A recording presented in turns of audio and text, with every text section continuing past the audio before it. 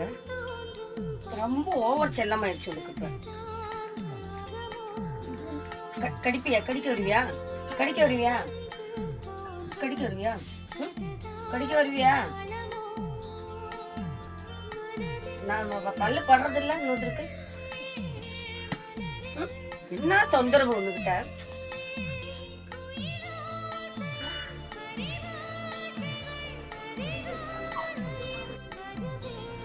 விடு விடு, கையட கடிக்காத. கம்பல் எடுங்க நீங்க, கிழிஞ்ச போது சொன்ன விடு. ஏந்திரிச்சிருவாரு. வேண்டா, இது தொந்தரவு டெய்லி தாங்க முடியல.